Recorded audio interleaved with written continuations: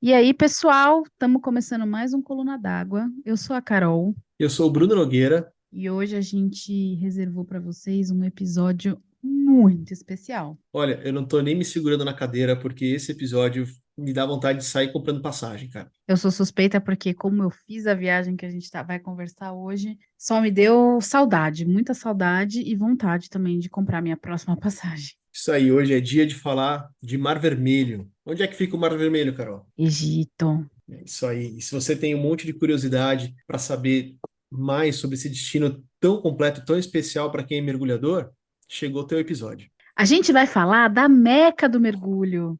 Bora lá! Bora, mas antes eu queria lembrar a galera que tá rolando o nosso sorteio da nossa máscara Frameless da Cresce lá no Instagram até o dia 12 de dezembro, quando a gente vai fazer o sorteio. Então, corre lá no Instagram, acha o post, dá uma olhada nas regras e participa, porque tá chegando a data. Compartilha também com seus amigos mergulhadores que talvez queiram ganhar uma máscara. É sempre bom ganhar alguma coisa, né? Eu adoro. Pô, se ninguém ganhar essa máscara, eu ainda tô namorando ela, hein? Você já comentou lá? Cara, já coloquei uns 5 posts já.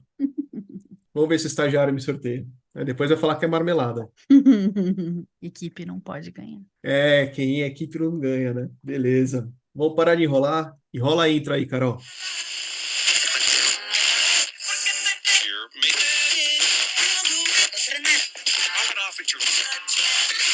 Mistura do Brasil com o Egito.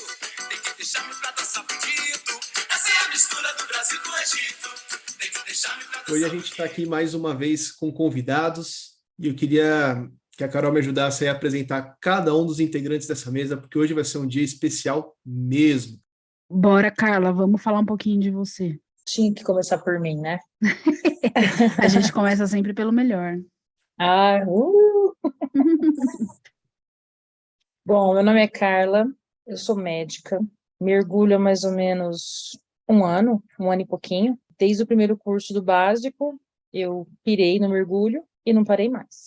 Vamos lá, mergulhei em Angra, Natal, Noronha, Bonaire, Mar Vermelho, Você vê que a escada só vai subindo, hein, cara? mas eu tô esquecendo alguma coisa, com certeza. Abrolhos. Abrolhos. Então a Carla já está com uma rodagem boa de mergulho.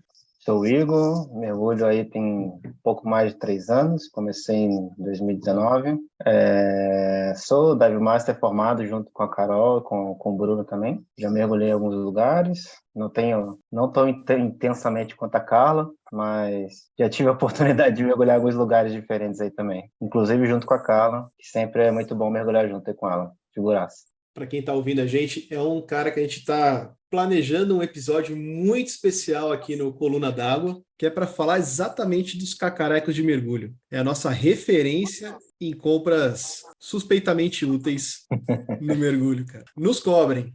Bom, sou André Gusson, mergulho desde 99, tenho alguns mergulhinhos registrados aí no logbook em vários lugares legais, em outros não tão legais. Iniciei minha carreira no mergulho pela PJC, onde me formei instrutor especialista, depois migrei para a IANTD, onde me formei instrutor trainer, trabalhei na formação profissional dos instrutores da equipe. Em 2013, migrei para a PAD, onde dei início em uma nova carreira.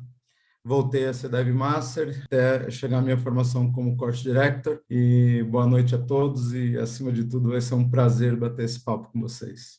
Eu só queria fazer um adendo aqui que o André ele é o responsável pela formação de todo mundo que está aqui conversando. Então é uma presença ilustríssima e é uma honra para a gente receber todo mundo, mas um especialzinho para o André, que disponibilizou o tempo dele para conversar aqui também. O responsável ou o irresponsável, né? Depende do ângulo que a gente enxerga isso aí.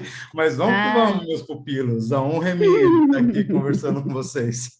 Então, a gente está praticamente retornando de uma viagem que foi incrível, que é uma viagem que marca, acho que a vida de qualquer mergulhador. Tudo que envolve a distância, a cultura diferente, os mergulhos sensacionais. Então, a gente achou que vale a pena dedicar esse episódio a essa viagem, que é uma das melhores viagens que eu fiz na vida. E aí eu conversei com o Bruno e a gente achou que não fazia sentido eu ficar falando sozinha, nada como trazer pessoas que fizeram essa viagem junto, para a gente trocar uma ideia e deixar provavelmente quem está escutando também com vontade de ir, ou se já foi de voltar. Ou seja, isso é uma tortura para mim, né? Porque eu sou o único que não foi. Tem que ter sempre um para fazer o balanço do negócio. Mas, bom, já que eu sou o único que não fui, eu vou fazer as perguntas aqui no começo. E aí, gente? Egito, não é só pirâmide, múmia, areião, halal, Basicamente é. Basicamente é isso. rolê de Vou camelo. te contar que tem um monte de coisa por trás dessas pirâmides, dessas múmias, desse monte de areia do deserto, principalmente embaixo das águas do Mar Vermelho. Quando eu comecei a mergulhar, eu vi o pessoal conversando nas viagens do Mar Vermelho. Eu falava, gente, mas é o Egito, não tem mar. Egito, tá? A ignorância da pessoa. E tem mar e, nossa, gente, que mar, hein? Que mar. Eu também. Nos primeiros mergulhos, logo que eu comecei a fazer o básico, eu comecei a mergulhar, todo mundo comentando Mar Vermelho aqui, Mar Vermelho lá, o azul do Mar Vermelho, a vida, e a gente sempre fica tentando imaginar, pelo que a gente viu aqui de Angra, Paraty, do que seria esse Mar Vermelho, né? Porque as pessoas ficam tão impressionadas. E quando a gente chega lá, a hora que a gente pula na água, que vê que realmente faz sentido, assim, o Mar Vermelho realmente faz sentido. Vocês ainda têm uma impressão boa, positiva? Eu fiquei impressionado porque eu achava que no Mar Vermelho não tinha vida, mas aí eu confundi o Mar Vermelho com o Mar Morto. Eu também, calma que eu também. Muita gente me pergunta, esse é aquele mar que não tem nada, que tem muito sal? Muita gente faz essa pergunta. Pois é, mas eu achava isso aí. É uma questão de geografia, é bobeira isso. Você já tá melhor porque eu achei que só tinha deserto. Então você já tá um passo à frente. E chega lá pro Dive Master e precisa de 25 quilos de lastro. Porra! Bem isso. Uma coisa que me impressionou, e isso começou já antes da gente viajar, foi quando a gente estava conversando sobre a natureza, né? Então a gente tem essa imagem, quando a gente mergulha em Paraty, Ilha Grande, Brasil, Noronha e tal, aquela mata densa, linda, verde. Caramba, como vai ser essa mata no Egito? E não tem mata, né? Impressionante. É engraçado isso durante esses anos todos, não foi a primeira vez que fui para lá, a gente fala sobre isso mais tarde, mas é um relato comum de se ouvir, né? Essa rota foi uma rota particular, onde a gente foi para o norte, então a gente tinha bastante contato visual com a costa, então realmente aquela paisagem de deserto, para a gente que está acostumado a mergulhar por aqui, com a Mata Atlântica sempre rodeando os nossos mergulhos, realmente é esquisito, é estranho você ver deserto e nada, e montanhas, e bege, e aí você coloca a cara dentro da água e pá, a loucura acontece. Extremamente colorido. Deixa eu fazer uma pergunta, mas é tipo mar, e aí meio que já começa praia, cidade, deserto, é isso mesmo? Praia? Não. É deserto.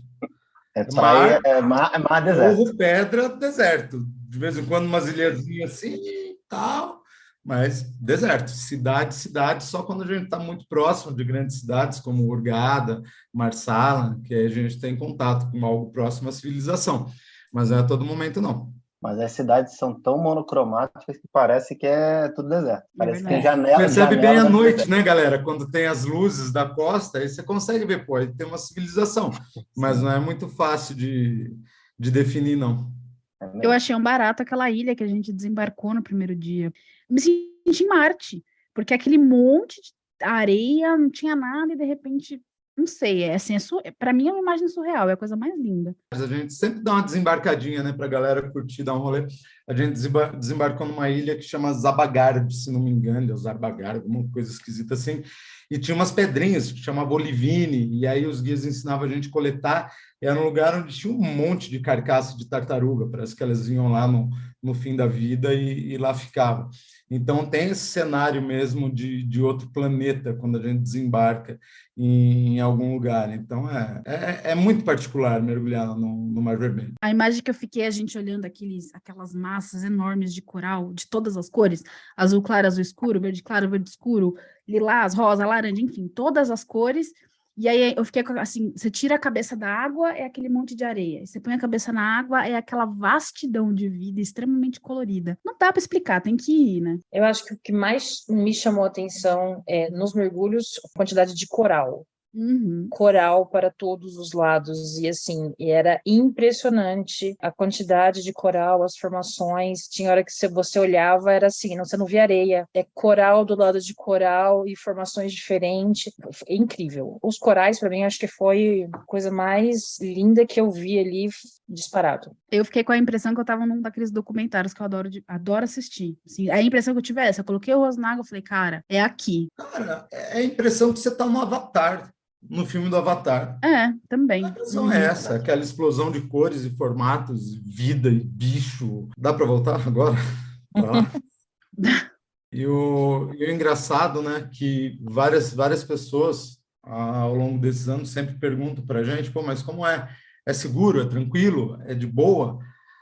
Cara, vocês que foram pela primeira vez, eu acho que pode falar das impressões de vocês que vocês tiveram durante a viagem, mas eu já estive lá em 2011, em 2013, no meio do rolo da Primavera Árabe, cai um, entra outro, tanque de guerra, Praça Tahrir tomada pela população.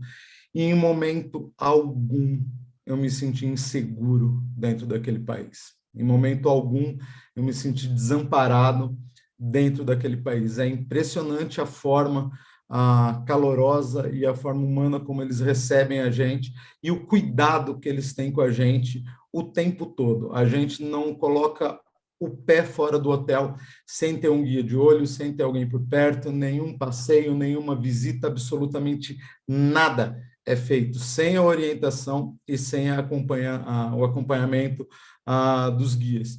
Então, isso torna a viagem muito tranquila, muito segura, né?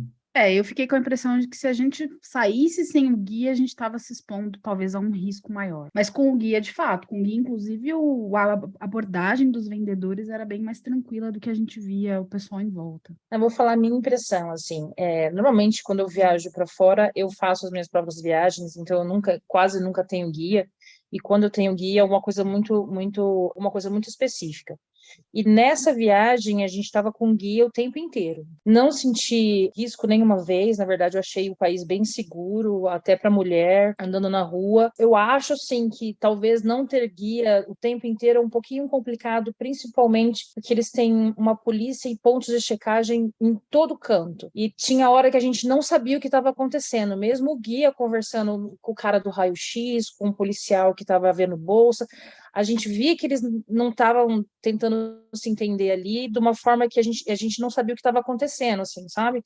Então, eu acho que você chegar sem um guia em alguns lugares, talvez vai ter um pouco de dificuldade. Tem hora que a gente não sabia o que eles estavam querendo dizer. Então, assim, algumas coisas eu achei que seria meio complicado sem guia. Então, eu acho que o guia facilitou demais. Todo mundo fala inglês lá? Nos hotéis que a gente foi, os restaurantes, nas lojinhas perto de grandes hotéis, não tivemos problema, todo mundo falava inglês. Mas com os vendedores que ficam abordando a gente, eles sabem o que falar na hora para vender, mas não imagino que tem algumas, se você precisar de alguma informação mais específica, eu acho que não rola. Mesmo no barco tinha gente que não falava inglês. Ah, sim, é. O staff, no geral, não falava inglês, né? Só a galera que acompanhava os mergulhos mesmo.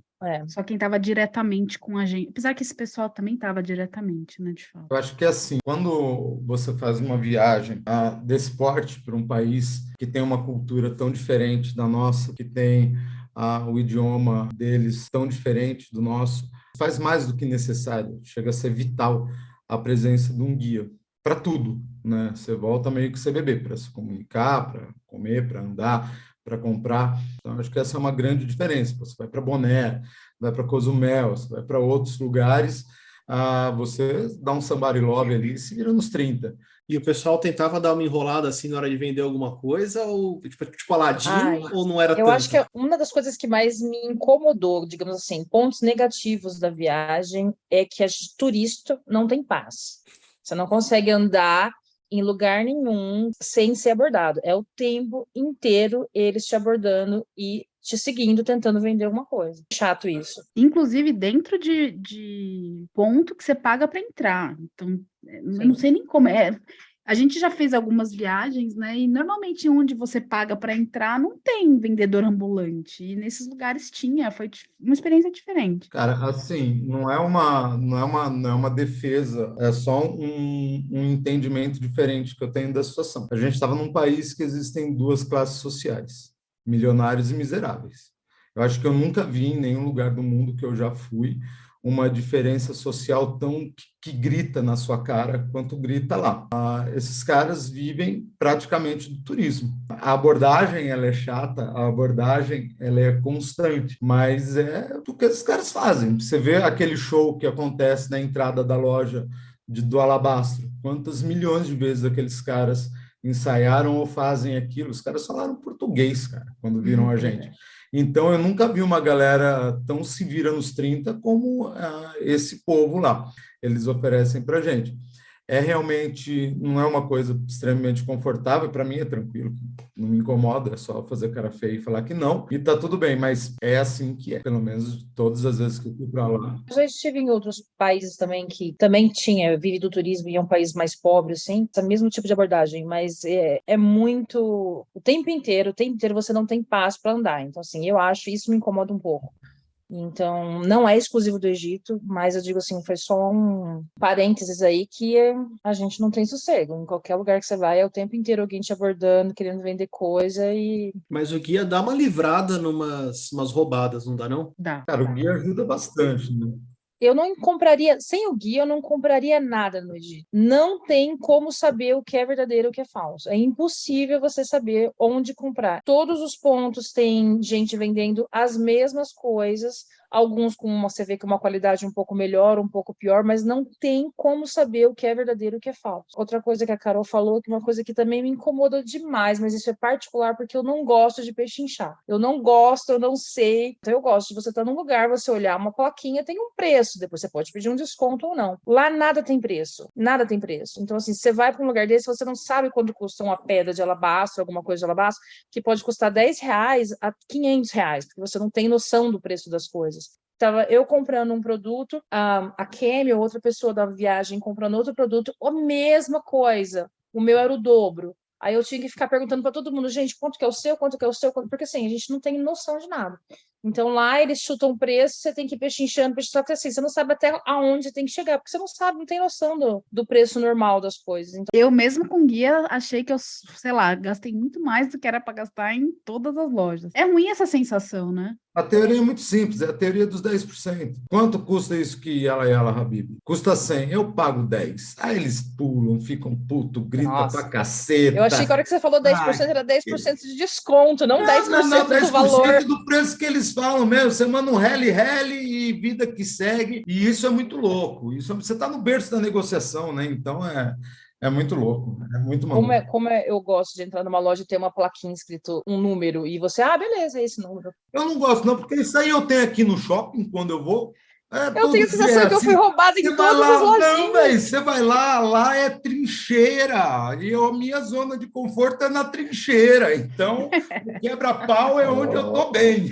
Só para tu ter uma noção, se o cara falasse que uma bala era $100 e você aceitasse, é capaz do cara ficar chateado. Que o cara quer negociar, entendeu? Chateado. Esse é o nível de perturbação de querer negociar, entendeu? Tipo, como assim? Aceitou no primeiro? Não aceito, não pode. Se o cara falar, 100, você falar, beleza, eu compro. O cara não pode comprar sem negociar. Como assim? Tá muito caro. Então eu cobro 500. É um troço meio bizarro, assim. Não, é muito esquisito. E outra coisa que é engraçada, não sei se aconteceu com você, mas onde eu mais comprei coisas que eu queria realmente é na loja de alabastro, que eu curto pra caramba, alabastro e a loja de papiro. Então era muito louco, você pegava lá um besourinho e falava, quanto custa esse aqui? O cara, não. Junta tudo que você quer que depois eu te falo o preço total. É isso mesmo. Se eu quiser só esse besouro aqui, velho. Não, junta tudo que eu te falo o preço de tudo. Tem ele, sabe o preço daquelas porra lá. E sem contar que eles oferecem, né? Eles pedem para casar com você, eles pediram para casar com o Rafael. Eu adorei o Egito. Eu fui pedido em casamento umas 4 vezes. Então... Sem contar nos camelos que ofereceram para você, sei lá quantos mil camelos. 500 mil, não era? Milhões, 55 milhões. 55 milhões.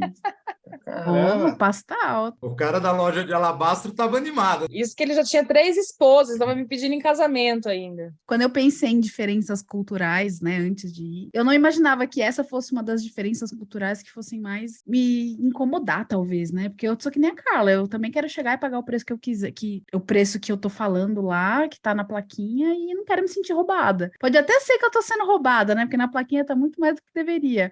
Mas só o fato de você falar, putz, será que eu deveria ter negociado mais? Será que ao invés de gastar 10, eu podia ter gastado 2? Isso me assombra. Carol, desculpa, você chegou no limite. Quando a pessoa chega no limite de falar assim, eu dou tanto, e o cara fala, portanto, eu não vendo, é porque você chegou no limite da negociação dos caras, velho. Que eu jamais tinha algumas visto vezes. isso acontecer. O cara fala, tá bom, eu não vendo. Vai Você fala, embora. tá bom, eu não compro. Porra!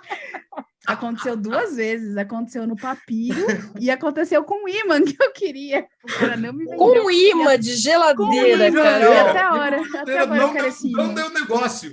Sabe qual é a pior parte? É que no final você faz a conversão para real e fala, puta, meu, eu tô aqui negociando 50 centavos.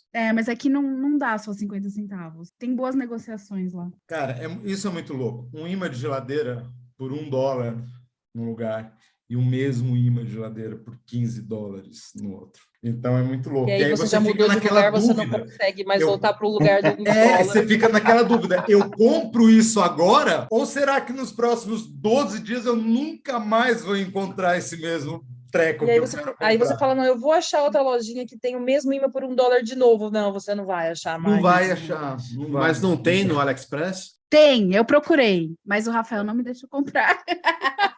Ele falou que não, o imã do Egito tem que vir do Egito. É que eu procurei bem os docinhos turcos lá, o Turkish Delight. E No AliExpress? No AliExpress não, na internet no geral, né? Inclusive no AliExpress tem também, tá? Mas tem até receita na internet. Isso aí me interessou mais do que as bugigangas dessa vez. Docinho, mas e aí, você achou os bom. docinhos pelo mesmo preço ou mais barato? Mesmo preço mais barato, nada, é muito mais caro. Mas vocês não compraram no aeroporto uns doces lá? Eu vi que vocês estavam... Eu comprei, comi tudo, já acabou. Agora faz mais de mês, né, gente? Tá na hora de voltar para comprar mais. A gente estava falando agora, se a gente pudesse, a gente voltaria hoje para essa viagem. Mas vamos começar do começo, então. Como é que chega no Egito? Quanto tempo que leva? Cara, depende, né? Dessa vez a gente foi via Istambul, né? Então a gente faz um voo São Paulo-Istambul e de lá a agência decide por onde a gente vai chegar de acordo com o pacote. Esse pacote estava a parte de mar primeiro, né? O mergulho primeiro, então a gente chegou no Egito por Hurghada, de onde a gente se hospedou aí por uma manhã para dar uma descansada e já foi para a Marina e fez o check-in aí no Libya Board. Existem outros pacotes que a gente chega pelo Cairo, já faz um turismo Cairo e depois vai para o Libya Board, depois vai para Luxor, enfim, depende de como o pacote é montado. Mas vocês há de convir comigo que não foi uma chegada muito tranquila, né? A gente teve aí um voo longo até Istambul, depois uma espera aí para a nossa conexão para Hurghada, que também não foi pequena. Então, imagina a ansiedade aí que vocês passaram, eu passei durante essas horas aí, até a gente realmente estar no Libya Board, até a gente realmente dar o primeiro passo gigante. Não é como chegar em Paraty. Foi uma puxada longa, foram 24 horas ao total, né? Pra gente chegar no hotel de 14 horas de voo, não é fácil. Não é puxado. Das outras vezes eu tinha ido via Roma, né? Então era 11 horas e meia de voo e depois 4 horas direto para o Cairo. Eu achei muito mais tranquilo as outras viagens que a gente fez para lá do que essas 14 horas do primeiro voo, depois aquela espera lá em Istambul, deu uma derrubada. A hora que eu deitei na cama do hotel lá em Hurghada, falei, mano, não vou levantar daqui nunca mais. Aliás, nos primeiros dias, você olhava, tinha alguém dormindo em algum canto do barco, justamente por essa adaptação de fuso, de cansaço da viagem. Aconteceu bastante, né? Acabamos de perder o patrocínio da Turkish, mas tudo bem, gente, pode continuar. Uma coisa que acho que adicionou para esse cansaço da viagem foram aqueles raios-x que a gente passou, né? Com equipamento de vídeo, equipamento de mergulho, foi bem chato passar por esses detectores, né? E o tempo inteiro, né? Na verdade, a gente teve algumas pessoas do grupo, né, que eu selecionei antes da viagem e mandei o número dos passaportes para sofrerem um pouco mais com isso do que o restante. Mas, cara, foi impressionante o quanto a Mari sofreu com isso aí. É. Foi impressionante. Eu não quero derivar no assunto aqui contando histórias, se vocês quiserem cortar, pode até cortar. Mas teve uma passagem engraçada em um dos aeroportos internos, eu não vou lembrar onde era, que a gente passou no raio-x e depois tinha uma outra verificação que você tinha que pôr um nome num caderno esquisito lá. E esse cara tinha uma máquina lá que passava um negócio na mala da pessoa, depois ia no scanner eletrônico e dava o verde ou vermelho. Eu já estava liberado. Aí eu falei para o cara, o que é isso aí? Ele foi um detector de bomba. E aí o mal do engenheiro, né? Como que funciona isso aí? Ele falou, pera um pouquinho que eu vou fazer um teste na sua mochila. E pá, deu vermelho. Ah, mentira! Deu vermelho, a Adriana olhou para minha cara e falou, grande ideia, hein? Que beleza! Aí o cara falou, dá um tempo aí que eu vou ter que testar de novo, cara. Aí eu fiquei um tempo lá para ele testar de novo e dar verde e liberar minha mochila para passar. Aí, Nurgada, a chegada até o lavaboard foi tranquilo, né? Num embarque super tranquilo. O que vocês acharam do barco? Espetáculo. Quero morar naquele barco na frente do Panorama Reef, eu quero.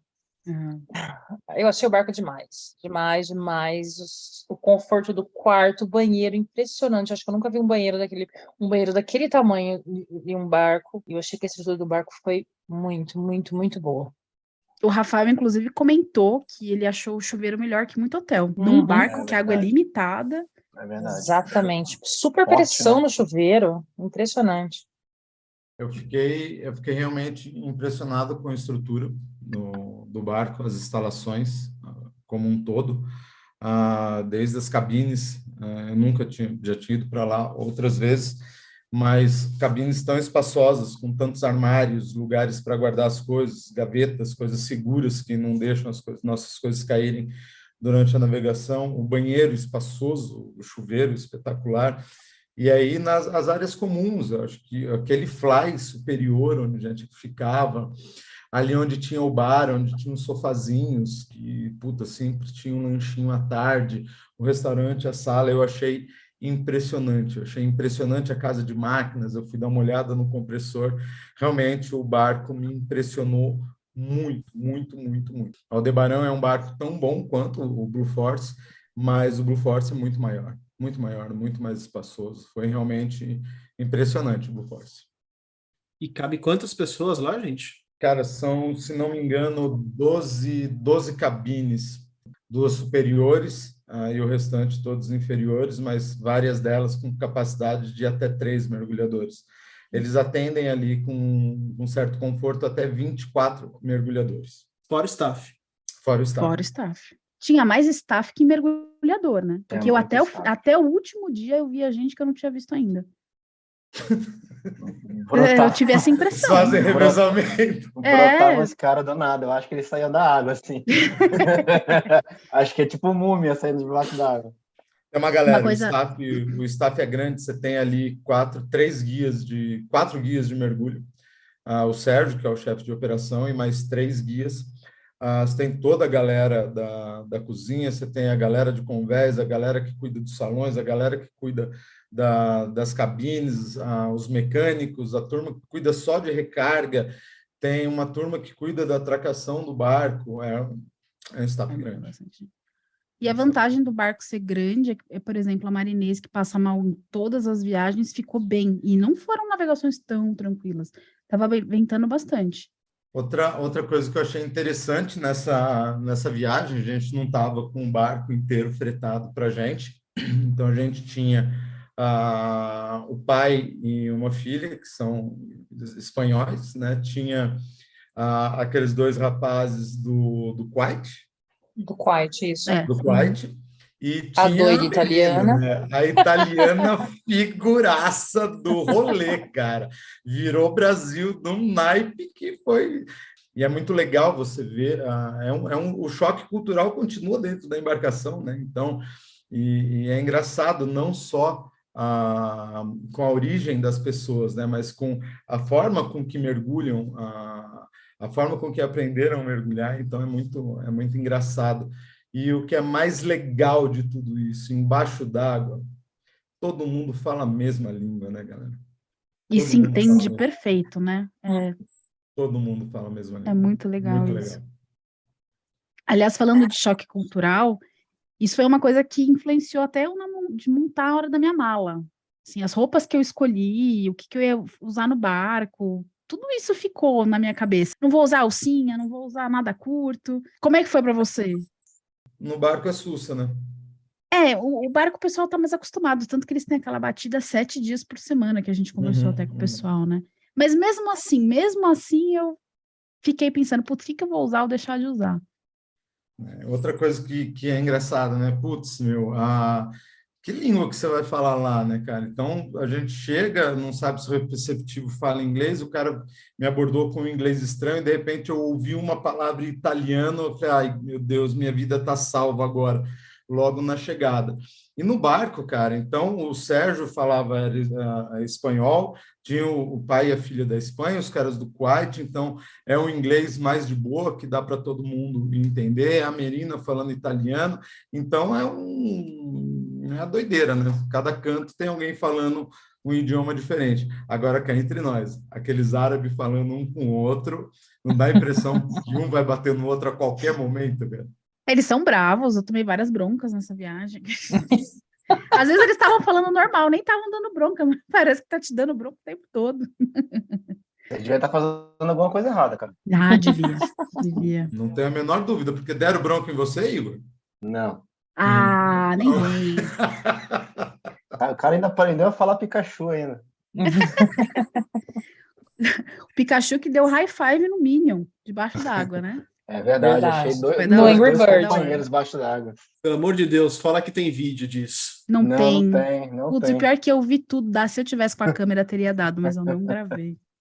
E os caras que vieram me chamar, velho, eu nem tinha visto. Eu sei que a gente passou um pouquinho do assunto, mas conta aí, qual que é a vantagem? Qual é a vantagem de você estar num liveaboard, cara? Qual que é o diferencial? Para mergulhador, eu acho que eu adoro liveaboard, eu acho que é maravilhoso. Porque tá ali na plataforma de mergulho, você cai, você sobe, você quer tomar uma ducha, você toma, você quer deitar, você deita, o almoço tá ali do lado, tá tudo ali, tudo junto, misturado, eu acho uma delícia. Acho que o liveaboard também lhe dá umas oportunidades da gente ficar mais afastado. Então, a gente pega um céu mais estrelado, a gente pega pontos de mergulho melhores também. Acho que só tem vantagem. Tirando o enjoo para quem tem, acho que só tem vantagem. Outra vantagem de estar embarcado é que se o golfinho passa, você pode fazer um snorkel com ele. Olha, eu vou falar uma coisa para vocês. Nessa viagem, eu não esperava os golfinhos, mergulhar com os golfinhos ali aparecendo. Para mim, acho que foi um dos melhores pontos dessa viagem, foi aquele mergulho com os golfinhos. Não tinha nem cilindro, não tinha nada. Eu acho que eu nunca mais vou conseguir mergulhar com golfinho daquele jeito. Eles curiosíssimos, vinha, dava volta, quase te tocava, e você lá no meio, perdido naquilo. Para mim, acho que foi uma das melhores sensações. A hora que eu vi aquele monte de golfinho perto de mim, eu lembro de uma sensação, de uma adrenalina, de vontade de gritar, que para mim, foi incrível. Eu chorei.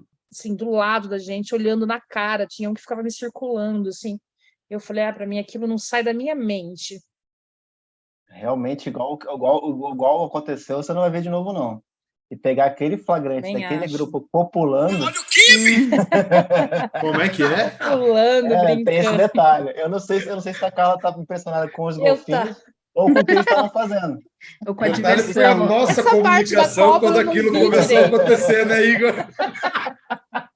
Mas, galera, foi um grupo premiado. E eles optaram em se aproximar da gente durante o mergulho.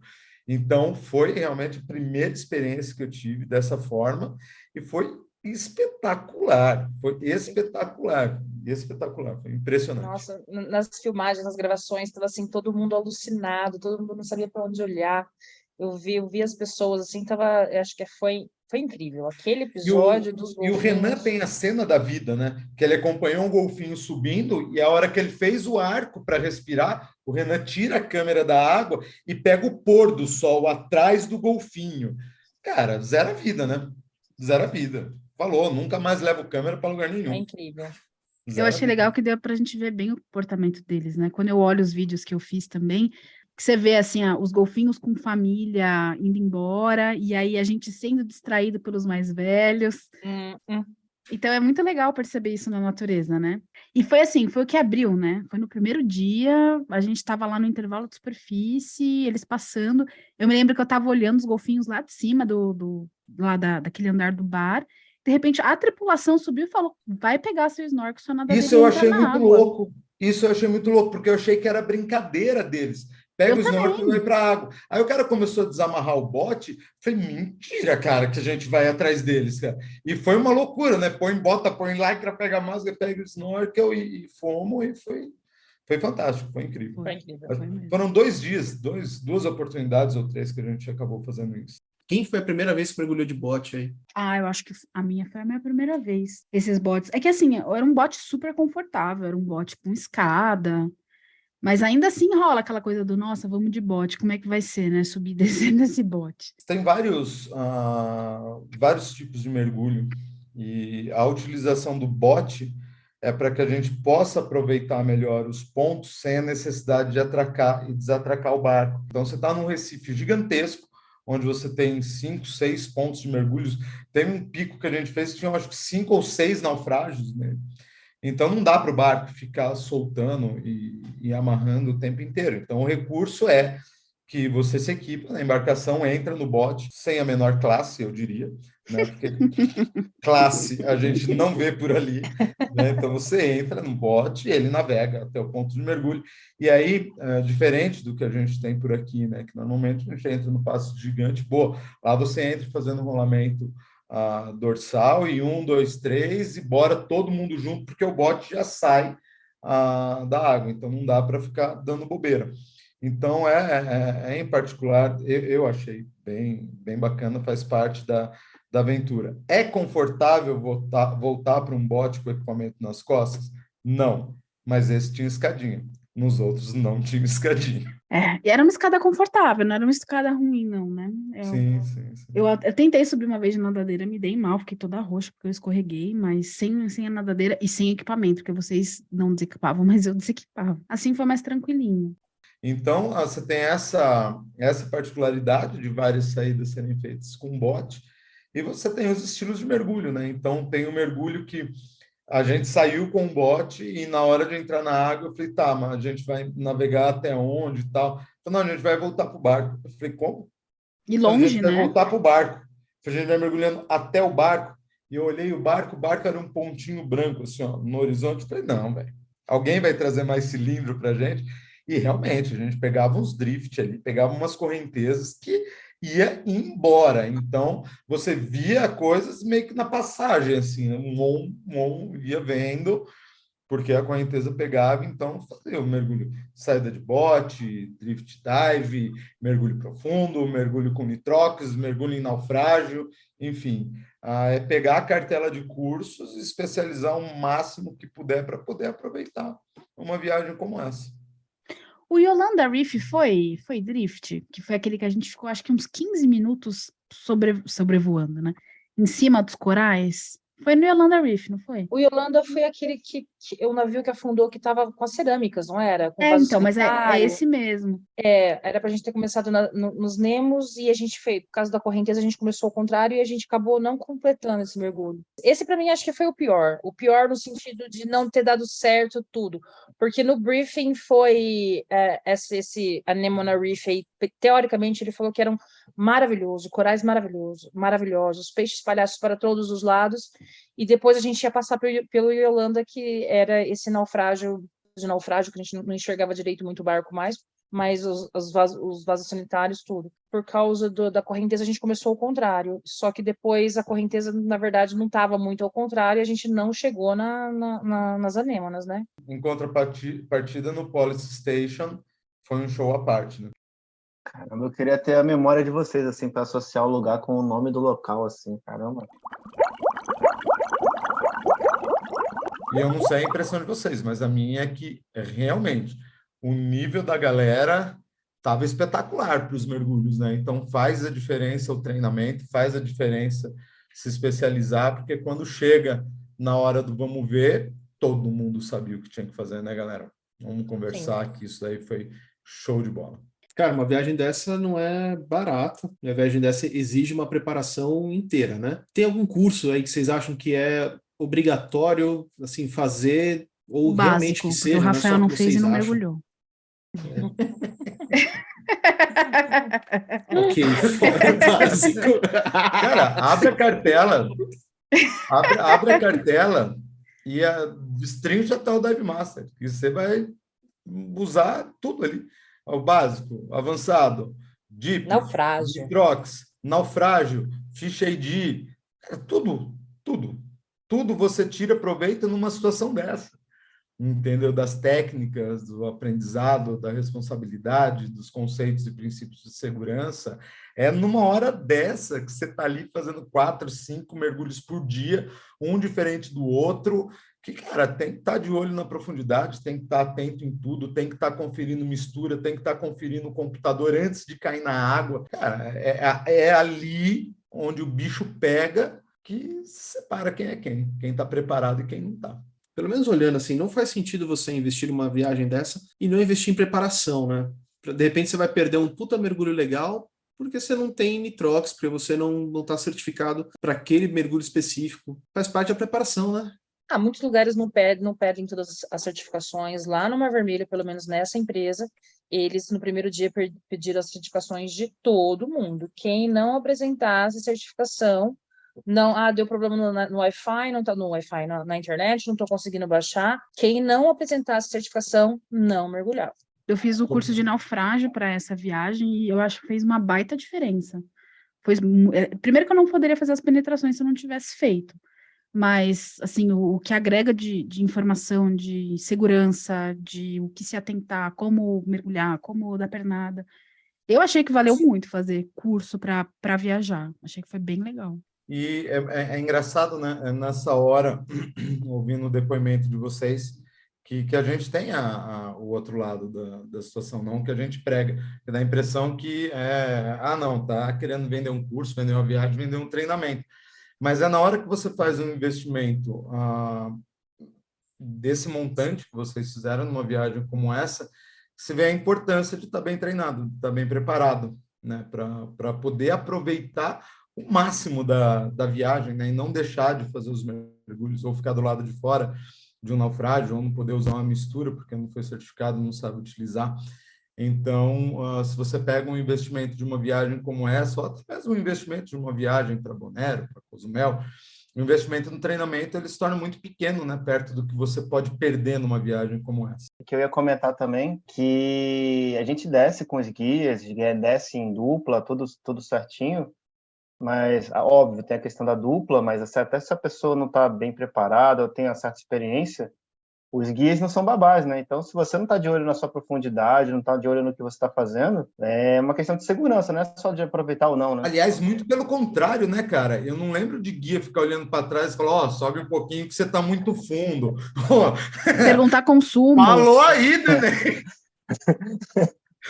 Falou aí!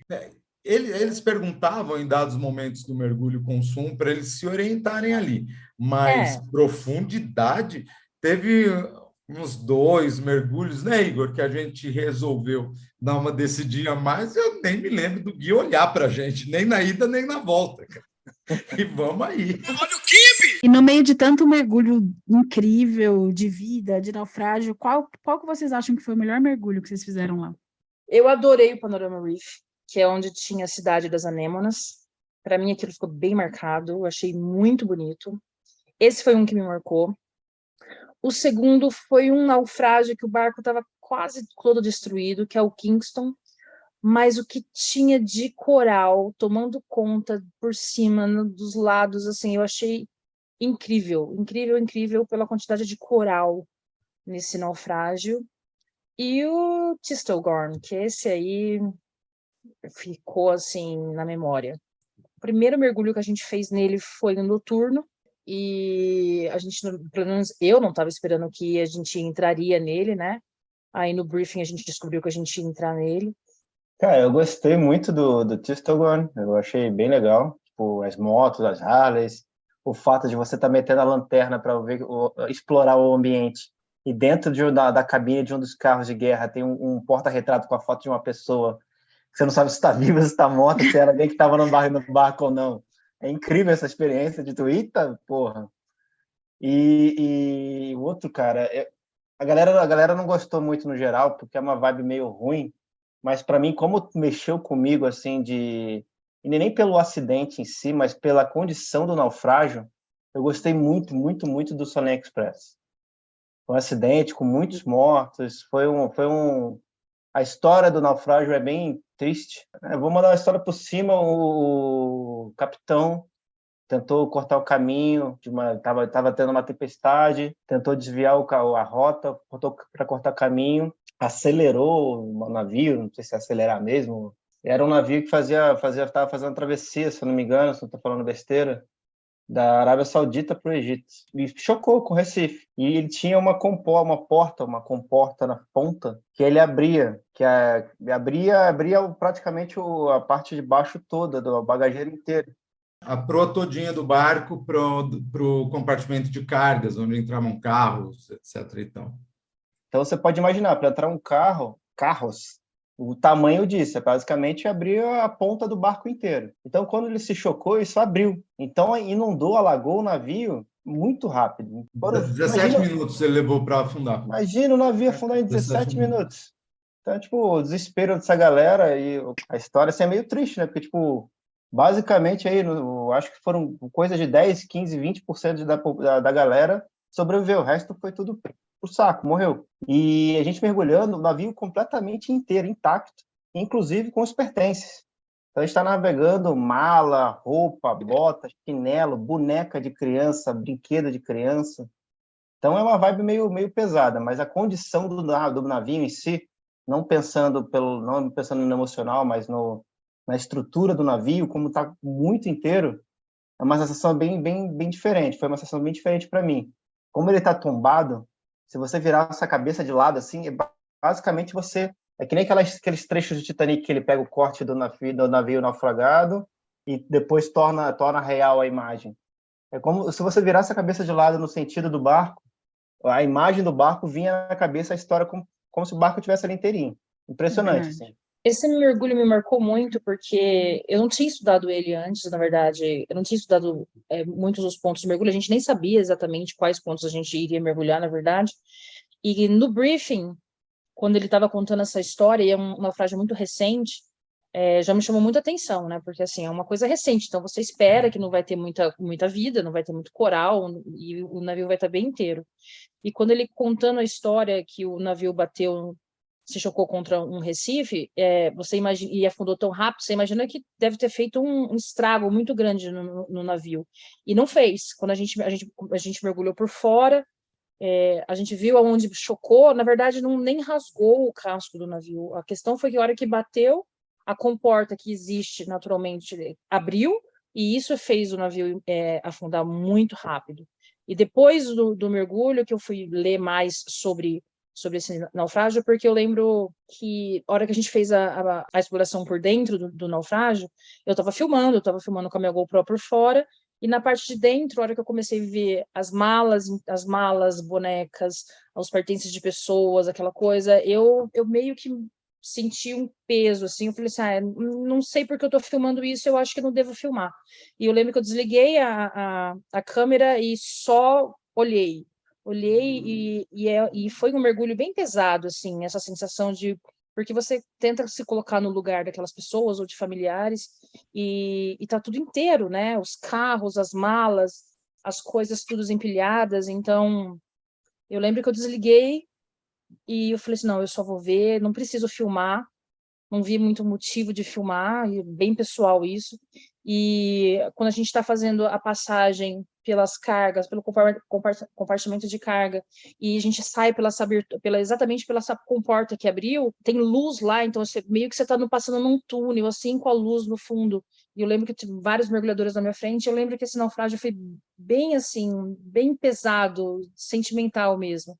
E eu lembro que depois, quando eu fui deitar, dormir, entrei na internet e comecei a ler várias coisas sobre esse naufrágio, porque, assim, ficou várias perguntas, né?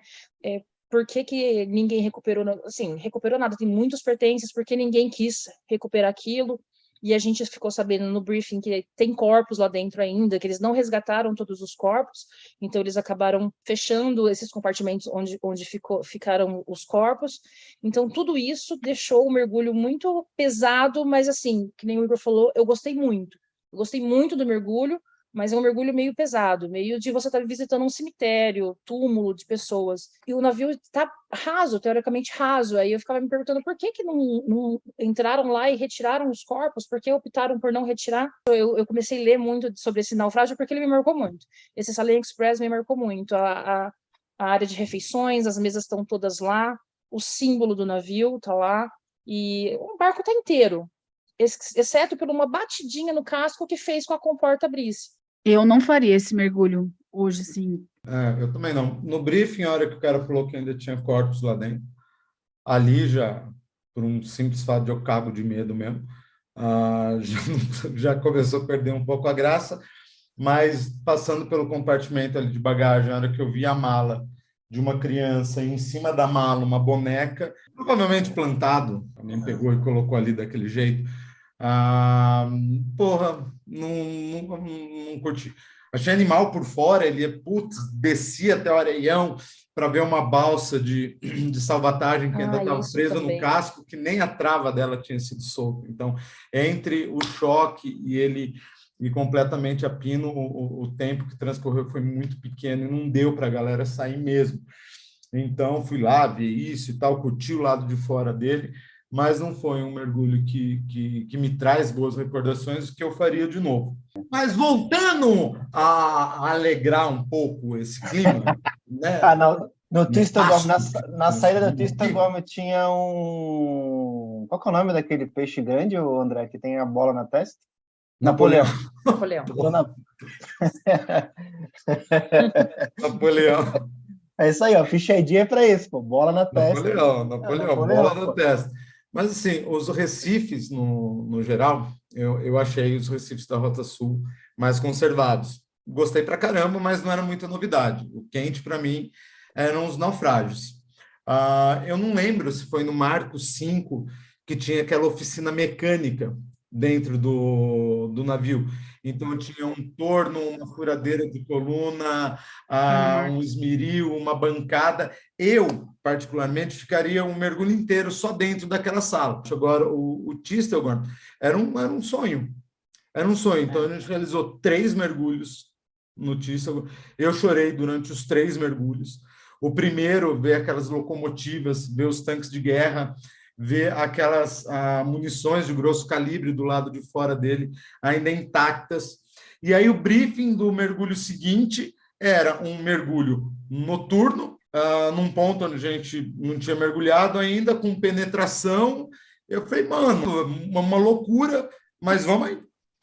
Vamos aí, porque eu vim para viver essa loucura que é o grande sonho da minha vida, e esse pico, esse naufrágio, eu faria ele quantas vezes pudesse durante a vida. E se ficasse em cima dele o resto da viagem, eu ficaria, porque você mergulhar naqueles compartimentos, você vê os jipes, você vê as caminhonetes com as Harley Davidson enfileiradas em cima deles, sabe? Os pneus ainda com uma certa maleabilidade da borracha. Você vê o volante, os pedais dos carros e aquela foto daquele cara no chão, ele não sabe qual que é daquela foto até hoje, mas aí você passa no compartimento dos rifles, então as caixas de madeira, claro, deteriorado e tal, mas você conseguir identificar um rifle no chão, assim, você nadando por cima dele. Fantástico, fantástico. E aí eu tinha visto um vídeo pouco antes de fazer o mergulho, que um dos guias tinha me mostrado, um vídeo curto de 7 minutos, mas mostrou a construção dele e como ele foi carregado. E você reconhecer embaixo d'água o que você assistiu num vídeo pouco tempo antes de mergulhar, foi fantástico. Esse mergulho noturno foi fantástico, foi muito, muito legal. Aí o terceiro mergulho nele, que a gente realizou no dia seguinte, o primeiro mergulho do dia seguinte, também foi espetacular entrar, e, enfim... Foi, para mim, na minha opinião, foi o pico. adorei vários outros naufrágios, volto a dizer, o Marco 5 foi animal, mas o Tistelgorm foi o E qual é ponto que é a fora. história do Seu Gorm? O que pegou? Ele Cara, foi bombardeado. ele era um navio de carga, né? Ele ia abastecer as tropas, e a rota que ele ia fazer ia ser entrar ali pelo Mar Vermelho, pelo Canal de Suez, mas receberam informações que tinham submarinos aguardando a passagem dele para mandar ele para baixo. Então ele deu toda a volta pela África e veio por baixo. E ali no norte do Mar Vermelho, já próximo do Canal de Suez, ele foi bombardeado por um bombardeiro, por um avião. E a bomba caiu bem em cima do convés e as duas locomotivas delas, então explodiram e caíram ao lado dele. Então você tem uma locomotiva de cada lado dele. Você tem tanque de guerra no convés. É insano, é insano. E durante o mergulho por fora tinha uma puta munição, não sei de que era aquilo, mas puta coisa grande pra caramba. Eu fui de curioso passar a mão, ver se dava para ler alguma coisa. O guia veio, tirou a minha mão e falou: não, mano, tipo, pode explodir, né? Tem uma ali que tá limpa, né? E você conseguir ler o que tá nas munições, dos cartuchos, cara, para mim foi o grande pico da viagem, assim, foi a realização de um sonho de mais de 20 anos, mergulhar nesse bicho aí, e mergulhar com um respeito muito grande dentro dele, porque a gente tinha acabado de conhecer a história, a gente tinha pesquisado, enfim, foi o ponto alto aí para mim, na minha opinião. Já eu que não sou mega fã de naufrágio, achei essas experiências de naufrágio muito legais, assim, totalmente diferente do que eu já tinha vivido. Mas eu pirei nos noturnos dessa viagem. E assim, os noturnos, a impressão que eu fiquei é que eles deixavam a gente escolher pontos bem aleatórios, assim, a gente vai ter que passar a noite aqui, então vai lá mesmo. Não eram pontos escolhidos a dedo, e mesmo assim, aquele primeiro noturno, que a gente ficou um mergulho inteiro com aqueles peixes caçando em volta da gente, aquelas moreias enormes, eu achei sensacional. Porque foi a primeira vez que eu tive uma noção de mergulho que não era paz, tranquilidade, contemplação. Cara, era guerra. Vamos sobreviver quem for mais forte, assim. Eu achei muito legal. Pegaram uma cena, acho que foi a Mari que filmou, da Moreia comendo realmente. O peixe passou na frente dela, ela brau, e, mano, que doideira. E um peixe grande lá. Era tipo aquele bagrezinho lá, não? Foi tinha formatinho daqueles lagartos. Sim, eu sei porque eu vi esse peixe todo contorcido na boca do foi engraçado que a Moreia não parecia aquele. Igão, você tá andando na sua casa, aparece um Big Mac na sua frente. Não pode dar mole. Isso que eu vi a Moreia fazendo, ela estava despretensiosa, mas estava ali, vou comer esse peixe. E a dançarina espanhola, todo mundo falando nessa dançarina, eu falei, gente, não sei nem o que é isso. É verdade. De repente eu vi uma lesma vermelha com umas arvorezinhas em cima, eu falei, nossa, que legal. Eu chamei a hora que eu vi que a galera surtou na dançarina espanhola. Bailarina. Eu nem sabia o que era uma dançarina espanhola. Bailarina. Fiz do Fish ID. Bailarina. Bailarina. Bailarina espanhola é um nude branco e a gente tem um episódio sobre nude brancos também. Muito bem, muito bem. Olha o Fish ID. Carol vai lançar o curso de nude branco e o ID. Ai, gente, a gente viu muito nude branco. Você falou dos naufrágios, mas dentro do Tistelgorm tinha bastante nude branco. E grande. Tinha bastante. Tinha moreia de tudo quanto é tamanho. Tinha moreia filhote, que na verdade eu nem sei mais se era filhote, só uma espécie diferente, menorzinha. Nossa, o Tistelgorm tinha muita vida. Foi bem legal mesmo. E a gente tava falando de vida, e eu fiquei sabendo umas histórias aí de peixe-leão, lanterna, que os bichos ficavam esperando vocês iluminar o peixinho para ir lá e uac. Cara, é um fenômeno parecido com o que acontece em Bonaire, quando a gente tem a presença dos tarpões, né, no mergulho noturno, que você fica iluminando os peixinhos para os tarpões comer, né? E com lionfish é a mesma coisa. Você está ali mergulhando, você ilumina um peixinho, ele vai atrás do facho da lanterna e ele vai e come o peixinho. Só que em dado momento você começa a brincar de salvar peixinhos, né? Você ilumina o peixinho, quando ele vai chegar perto, você tira a luz do peixinho. Eu morro de dó dos peixinhos. E aí você fica brincando, você vai ser salvo, você não. E assim como os tarpões de Bonaire, os peixes-leões também são bem lentinhos, né? Nossa, eu achei eles muito lentos. Nossa, eu achei eles muito fracos. Não sei como é que os bichos são topo de cadeia. Nossa Senhora, eles deveriam morrer de fome, de tão merda que eles são. Mas foram mergulhos incríveis, com muita, muita vida.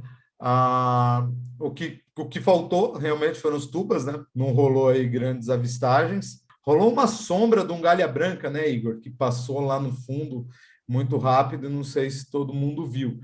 Mas é o que eu tinha falado, a vida pequena, ela explode na sua frente, né? É muita cor, é muito formato, é muito bicho.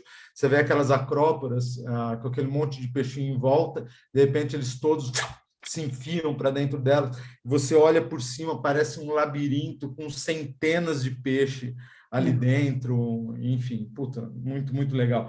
E os palhaços, né? Os peixes palhaço é uma paixão à parte, né? Então, Invocadinhos, né?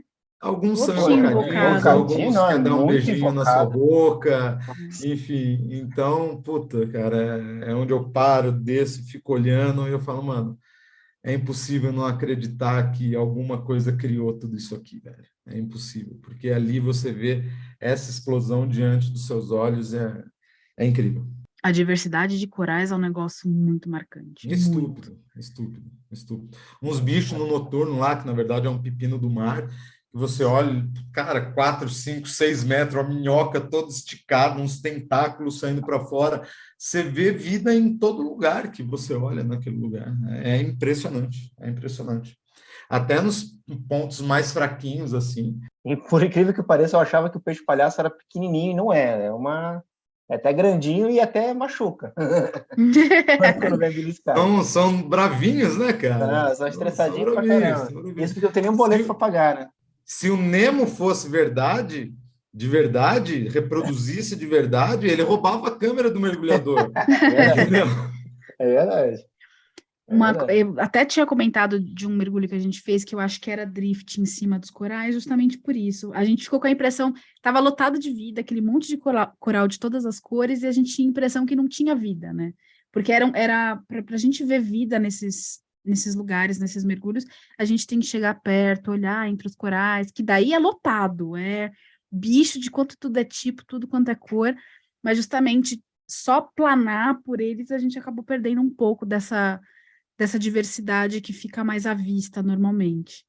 Mas mesmo assim, aqueles peixinhos laranja com um olho roxo, gente. Mas Que tem de assim, monte, né? Tipo, é o quem pardal criou deles, aquilo? né? Nossa! E os peixes muito coloridos, muitas cores, assim como os corais. Eu acho que a gente acaba acostumando com uma vida um pouco mais monocromática, pelo menos onde a gente costuma mergulhar, né, no Sudeste aqui. Então, são aqueles corais mais marrons, esverdeados, os peixes acabam também puxando para cores mais escuras. Aí você se depara com aquela imensidão toda colorida e o que me impressionou assim, você quer azul? Tem azul, tem 20 tons de azul. Você quer laranja? Tem vários tons de laranja. Eu achei isso inesquecível. E é que você não sabe para onde olhar, né? É Não muito louco. sabe. Toda Não hora sabe. tem alguém chamando para mostrar uma coisa diferente, toda hora tem. Às vezes dá até vontade de falar, não, eu não quero sair do lugar, eu quero ficar 10 minutos aqui, porque tem tanta coisa acontecendo. É tão bonito, principalmente quando a gente fazia os mais profundões, assim, que chegava lá nos 20 e tantos, dava uma escasseada, eu ficava com essa impressão. Mas quando a gente voltava para os paredões um pouco mais rasos, Nossa, era incrível. nossa, não é? Eu até Na lembro hora que que teve tava subindo para fazer a parada, ali tem vida. Ali estourava, né? era incrível, incrível. Mas é aí que você não perde o tempo da parada de segurança, né? Porque você mergulha a parada de segurança. Ah, mergulho a parada de segurança, sem dúvida. Vamos já lançar o assunto de terra no Egito. Como é que é turismo, gente? Voltamos do mergulho, e aí? Cairo? A gente foi para Luxor e a gente foi de ônibus e foi impressionante porque as 5 horas de viagem foram no meio do deserto. E assim, de novo, foi uma viagem de momentos memoráveis, porque cruzar o deserto, claro, era uma rodovia asfaltada, super boa e tal, mas ficar aquelas 4, 5 horas cruzando o deserto também é uma experiência. É uma viagem surreal, né? É Uma surreal. viagem surreal com imagens surreais que ficam marcadas. Então, é uma aventura, aquela viagem de ônibus e até chegar em Luxor. E aí, em Luxor, é aquela explosão de história na nossa cara. Tanto os templos, a fábrica de alabastro, enfim, é um show à parte. Eu acho que, ok, é uma viagem de mergulho, mas essa parte de terra aí, ela é fantástica. É surreal ouvir as histórias de como aquilo tudo foi construído com as tecnologias que eles tinham na época, né? Então, é impressionante, é impressionante. Foram quantos ETs para construir, cara? Exato. A tecnologia alienígena, até onde eu saiba, era bem avançada já. Pô. Então, é isso, porque, meu, pelo amor de Deus, né, velho? O Impressionante, cara impressionante. contando como eles colocam aquelas colunas de pé, é loucura, é loucura. Você fica imaginando o peso daquilo, quanto tempo e quantas pessoas foram necessárias para fazer tudo aquilo, é loucura. É loucura. E naquele calor que a gente vivenciou, né? Que estava até fresquinho, né? Perto do Uhum. que é de verdade aquilo ali. A gente deu muita sorte. Muita Porque a sorte. gente pegou 41 no máximo. E sempre tinha uma brisazinha, né? Eu lembro de outras É, vezes que né, eu fui. eu nem sabia que tinha chegado às 40. Para mim tava É. 30 abaixo, assim, de tão É, fresco que tava. teve vezes da gente ir de câmera fotográfica e entrar em modo de segurança por conta de temperatura. E dessa vez estava bem agradável.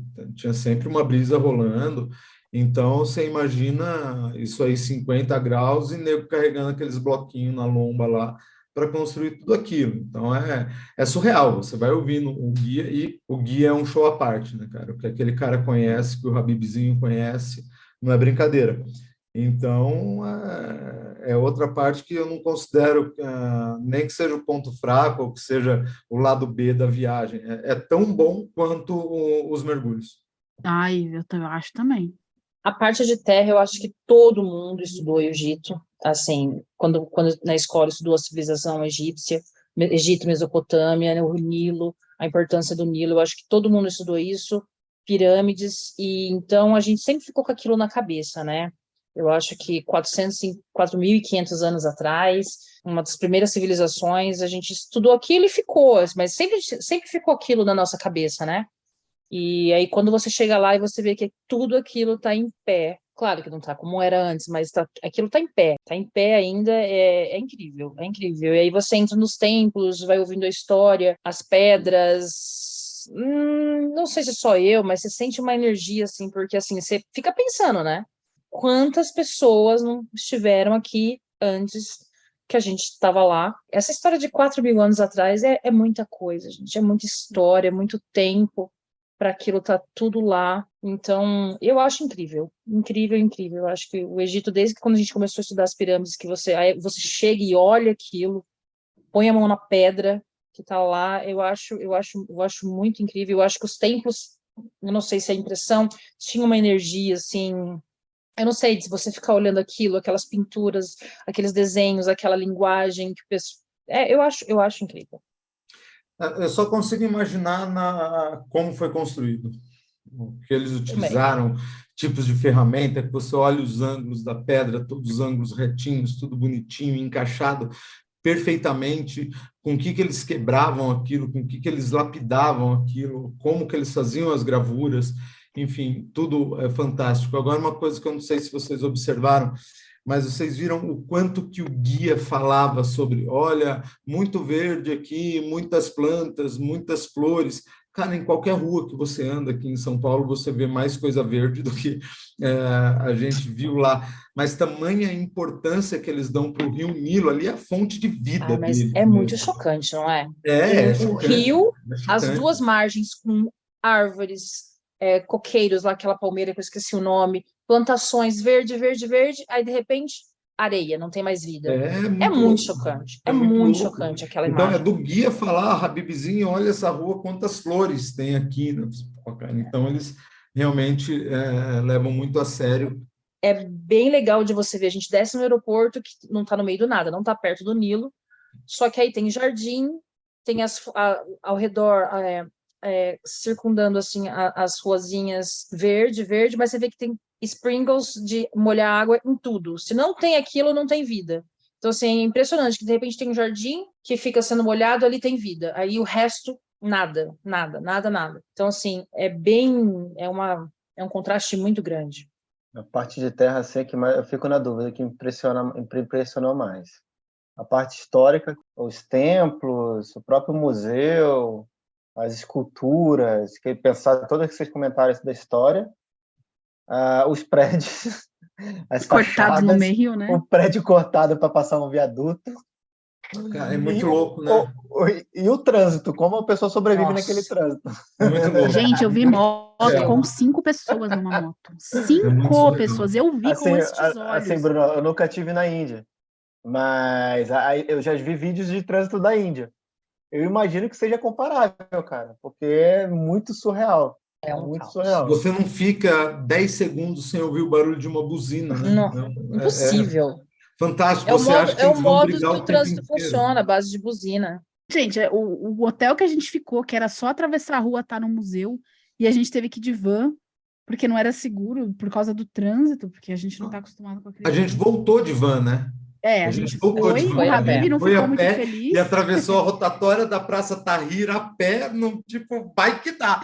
E, porra, foi fantástico aquilo. Foi pisar na Praça Tahrir depois de ter ido lá em 2011, 2013 também foi muito emocionante para mim ver como aquilo está. Enfim, realmente é um trecho da viagem assim que não dá para falar, esse templo é legal, esse não é. Todo lugar que a gente foi tinha alguma coisa muito legal, muito louca, muito curiosa para ser vista. Enfim, foi fantástico. Cara, estou impressionado porque até agora a gente já falou de mergulho, obviamente, para a gente é diferente, mas ninguém falou, nem chegou perto de falar de pirâmide, cara. E isso conta muito do Eu ia quão falar rico agora.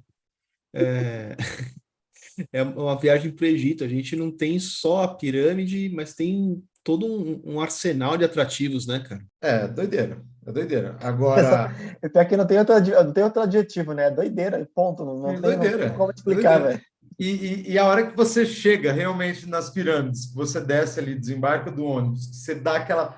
Primeiro que no caminho você já começava a ver de longe, né? E aí você, porra, é fantástico, é fantástico. É uma emoção única, é um sentimento único, é uma energia violenta que rola naquele lugar.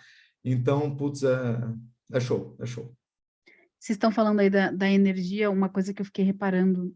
Normalmente, assim, você olhava para alguém do nosso grupo e tava alguém colocando a mão em algum lugar, assim, fechando Eu os queria tocar tudo. olhos. Não, mas porque é uma coisa. O negócio tem 4.000 e tantos anos. Algum faraó tocou naquela pedra que eu tô Sei tocando, lá, entendeu? É uma exato, coisa um meio, faraó, ou, enfim, uma pessoa há 4.000 anos atrás. também. E essa coisa da Tem, né? energia de querer encostar, eu vi, assim, a maioria das pessoas com quem a gente viajou, eu reparava e estava realmente fazendo essa troca de colocar a mão.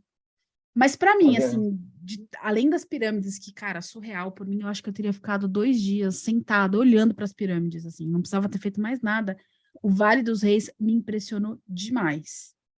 Entrar nas tumbas que os caras escavavam dentro da montanha, na pedra. Nossa, eu achei aquilo surreal. E vocês passaram mão em muitas coisas nos templos aí, pessoal? Em tudo que dava. Até na parte do deus da fertilidade, no templo de Dá-lhe Karnak. álcool gel. Cara, Tudo que podia colocar a mão, eu colocava, gente. Eu queria tocar tudo, os desenhos, eu queria sentir tudo. Eu fiquei sabendo que teve gente que abraçou lá o Monumento da Fertilidade. Cara, as Tudo, emoções elas afloram em determinados momentos da viagem, né, cara? Então, tudo que Habib falava para fazer, a gente fazia, cara. Se tivesse que lambeu a mão onde 1.000 pessoas botaram a mão no dia, ok, velho. Dá Vamos 7 ir. voltas no obelisco. Roda no besouro lá, roda em volta do besouro.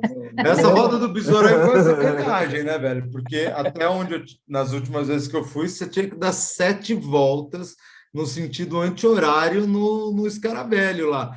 Aí o Habib falou que eram 5. Habib economizou 2 voltas ali no passeio. Para agilizar o grupo. Habib deu uma economizada no rolê ali, velho. Eu sei que eu rodei, eu acho que até mais 10, cara. Até deixei um O bônus Igor lá continuou, para atrás. garantir.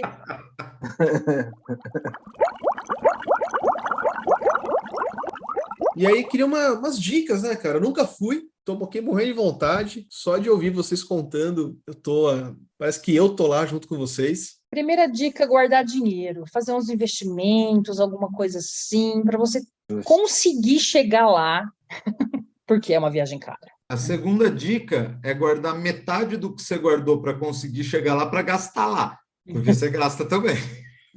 Mas é um destino, cara? Mergulho à parte. Não, Não, não, acho que mergulho à parte não. Eu acho que não, encarece muito não. a parte do mergulho. Acho que o mergulho ele chega a bater aí cerca de 40% do valor do rolê todo. Porque são 7 dias hospedados num hotel de Iate. luxo flutuante, né? Ah.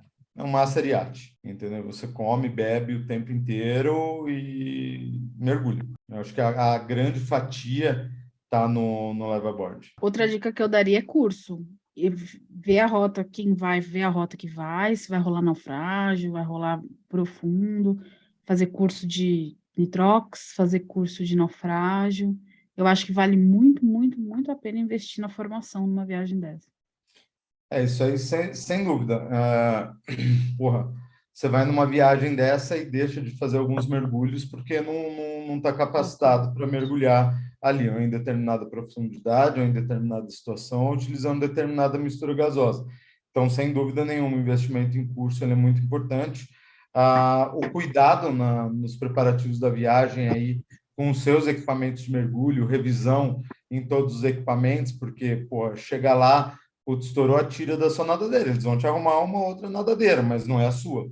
Né? Chegou lá o zíper da roupa, chegou lá o velcro do colete, a traqueia do colete. Então, é bom dar uma atenção especial aí, fazer uma revisão geral nos equipamentos de mergulho para não ter nenhum tipo de surpresa lá. E também para comprar, de repente, né? Porque precisa do spool, precisa do salsichão, precisa de computador, eles não deixam mergulhar sem computador. Então, tem também uma série de equipamentos que a gente tem que comprar, né, para fazer essa viagem. Da bandeira do minimalismo. Tudo que o pessoal falou é verdade, tem que ter, e é obrigatório para o mergulho ter o spool, ter o computador. Mas, em compensação, por exemplo, se a gente for falar de roupa, pelo menos nessa época do ano que a gente viajou, não posso falar do ano inteiro, cara, o quanto menos é mais. Assim, tipo, se de um lado você tem que levar os equipamentos, tem que levar algumas coisas, do outro lado, quanto mais você puder economizar com roupa, pelo menos pensando que é uma viagem de aventura, assim, não uma viagem necessariamente de lazer, assim, no sentido de a não ser que você curta isso, né? Mas a gente tá bem afeiçoado o tempo inteiro, com roupa diferente o tempo inteiro, mas, cara, você usa uma bermuda num dia, deixa da noite pro dia e usa, sei lá, 2 bermudas, fica trocando, fica intercalando. Cara, é o suficiente para passar a viagem inteira. No final da viagem, a gente percebeu, Igor, as suas escolhas de roupa. A gente percebeu claramente a bermuda havaiana com a camisa de bolinha. Então, fica tranquilo. Eu achei que verdade. o Igor estava super combinando em todos os modelos que ele usou, Não. combinava tudo. Eu tenho certeza que se ele estivesse na casa dele, ele não teria feito aquela opção de camiseta com bermuda. Acho que ele estava bem. Era muita informação, digamos assim. Bom, principalmente na parte embarcada, né, Igão? Cara, 2 bermudas e 2 camisetas resolvem a Não, semana mas falando toda. sério, essa parte da embarcada, principalmente, é bem isso, sim. É. Pensando que é uma viagem de aventura, cara, tipo, 2 pares aí de camiseta e bermuda, sunga, é o suficiente. A parte embarcada tem muito vento, então a gente não passa Seca calor. muito Uma rápido. coisa que eu me preocupei foi na parte de terra mesmo, que era muito quente. Eu pensei, cara, de repente eu vou precisar usar 2 trocas de roupa por dia, porque é esse calor insuportável. Eu não sei se eu vou querer estar com a mesma roupa de manhã à noite. É que a gente deu, é o que a gente estava falando, a gente deu sorte e não pegou esse calor louco, mas se tivesse pegado, eu acho que a gente ia ser umas 2 trocas de roupa no mínimo. Alguém quer falar aí da praga do faraó ou a gente pula? Cara, na verdade, sim, não me lembro de ninguém ter sido acometido pela tal bactéria lá. A Mas Marcinha, O Rafael, eles tomaram o faraó? tomaram. tomar. Maravilha, alguém tem que ter. Mas, assim, a comida ela é muito mais temperada, muito mais condimentada. Então, independente de ser a bactéria lá do faraó ou não, dá uma desandada, né? Dá uma desandada e não é mole, não. Quer dizer, é Eu, mole sim.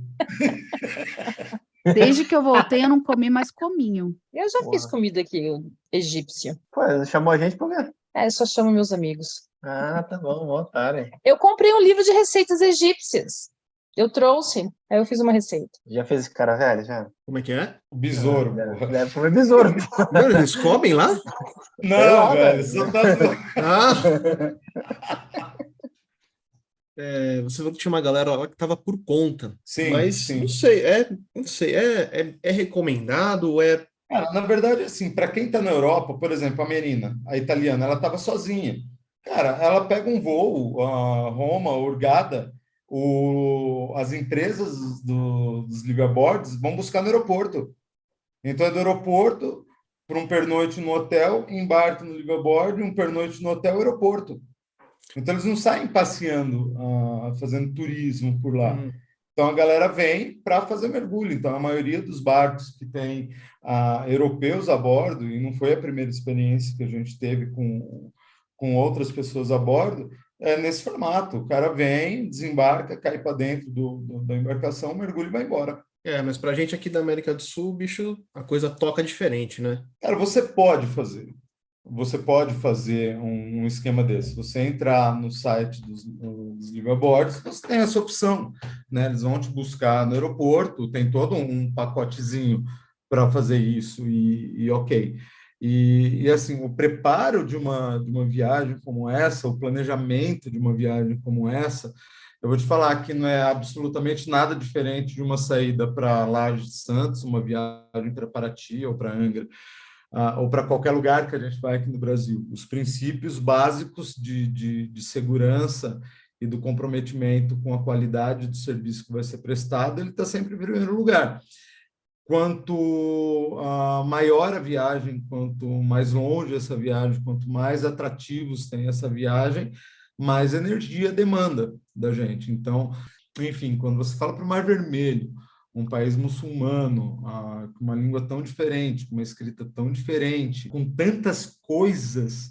Então, você chega no aeroporto, você vai para um hotel, você descansa um pouquinho, vai para a marina, fica o tempo esperando, embarca, mergulha, mergulha, mergulha, e tudo tem que dar certo. Você sai do mergulho, pega um ônibus, atravessa o deserto, fica num hotel, aí você sai desse hotel, pega um avião, vai para o Cairo. Então, cara, são muitas coisas para você sincronizar, para fazer a coisa acontecer. E por conta disso, a gente não faz também. A gente tem uma agência especializada que cuida disso. A gente trabalha no planejamento e na execução. Então, essa viagem, por exemplo, foi uma viagem nova para mim, uma embarcação que eu não conhecia, com guias que eu não conhecia, com pontos de mergulho que eu não conhecia, era um roteiro diferente do que eu já tinha feito, então eu estava tenso para caramba. Eu cheguei no aeroporto em Hurghada, eu estava numa pilha, porque ali é tenso, você chegar, passar pela imigração, a gente vai sem o visto, a gente paga pelo visto e recebe o visto lá, o cara cola o visto no seu passaporte e na hora. Então, rola sim uma tensão durante todo o rolê. É claro que eu estou ali para me divertir, se eu não estiver me divertindo, eu não consigo passar isso para a galera. Mas eu confesso que é impossível estar me divertindo o tempo inteiro, porque, além de tudo, eu sou um pouquinho ansioso. Então, eu preciso saber onde a gente vai mergulhar amanhã, como que é o perfil do mergulho, e aí você conversa com um guia aqui, conversa com outro ali, e fala um detalhe da comida para o cara da cozinha. Está ali envolvido com todos os problemas que podem acontecer durante aquele período e que você quer minimizar ao máximo isso para a galera que tá ali para se divertir, tá para curtir, tá para viajar. Então, não vou dizer que é uma coisa simples, mas deu Do ponto tudo de certo. vista de cliente, eu acho que é possível fazer sozinho, mas eu acho que não vale a pena você deixar toda essa expertise de quem já está sabendo se preocupar com tudo isso e você às vezes prejudicar a tua viagem, você vai gastar mesmo sozinho, você vai gastar um investimento ali e de repente você não vai ter o proveito que você teria se você fosse com quem já sabe o que está fazendo. Aí é aquela história, cara. É o tempo inteiro você está tomando decisão. O tempo inteiro. Você está conversando com o guia, você está conversando com a galera da embarcação, você está conversando com o capitão, porque essas decisões vão impactar sobre o quanto aquela galera que fez esse investimento, que não é pequeno, vai aproveitar aquela viagem. Então, é uma decisão cagada, você ferra um rolê. Uma decisão do tipo, a gente vai almoçar para sair, puta, aí o restaurante, em vez de servir em meia hora, demorou 1h30 para servir, você acaba impactando no tempo de um dos passeios. Então, é o tempo inteiro. É o tempo inteiro tomando decisão, é o tempo inteiro vendo o que vai ser mais seguro. Mesmo nos passeios, era um grupo pequeno, mas você está sempre de olho para ver se não tem ninguém se dispersando muito do grupo, tanto na terra quanto na água. E é isso, é o trabalho que envolve uma viagem como essa, mas é a segurança o tempo inteiro, que vai muito além da parada de segurança que a gente faz durante os mergulhos. E eu acho que essa chatice, essa preocupação faz com que a galera acabe aproveitando realmente ao máximo a viagem, acaba aproveitando o investimento que fez e voltando com vontade de querer ir para lá de novo para conhecer a Rota Sul.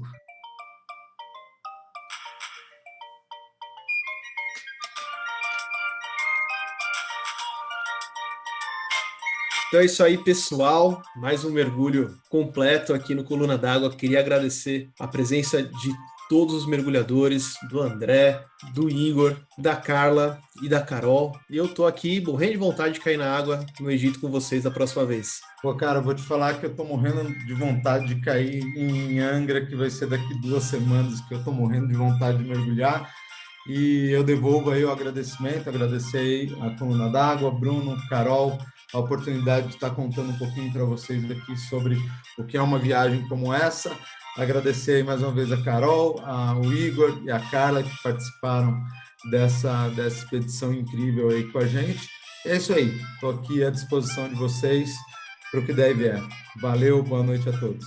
Valeu, pessoal, obrigado aí pela oportunidade de compartilhar essa viagem aí, que foi muito doideira, foi o melhor adjetivo que eu consigo falar dessa viagem mesmo. Em terra, em água, foi sensacional. E é isso aí, curta aí o podcast que tá bem legal, tá? Parabéns aí para vocês dois, tá bem? Eu tenho acompanhado aí, tô curtindo bastante. Eu acho que ele tá cavando um episódio só dele, hein, Carol? A gente vai fazer um guia de compras AliExpress, by Igor. Demorou. Queria também agradecer o convite, nunca tinha participado antes de um podcast. Adorei dividir essa experiência dessa viagem que foi incrível, tanto por terra quanto por água. Acho que foram mergulhos que acho que eu nunca vou esquecer, teve pontos que vai ficar para sempre, e que é uma viagem incrível, que vale muito a pena, e que eu vou fazer de novo, com certeza. Obrigada, eu galera. espero que você seja minha dupla de novo na próxima, hein? Com certeza. Gente, obrigada pela participação. Obrigada por terem compartilhado dessa viagem, porque até o dia que eu morrer, vocês vão estar nas minhas lembranças dessa viagem. Então, muito obrigada. E para a galera que está escutando, obrigada também por terem acompanhado esse episódio, que foi super especial. Segue a gente lá no Instagram, vai lá no Spotify escutar a gente. Ficou com dúvida, ficou com vontade de mergulhar com essa galera? Manda mensagem pra gente, escreve lá no Instagram, a gente adora responder vocês e toda semana tá só crescendo o número de gente que manda um salve para nós. Agora, Bruno, eu vou te dar o meu logbook para assinar e vou aproveitar para pedir para Carla e para o Igor também assinarem esse logbook. Agora começa a parte mais chata da nossa semana, que é o intervalo de superfície. Obrigado para todo mundo que ficou até aqui com a gente e até semana que vem. Tchau!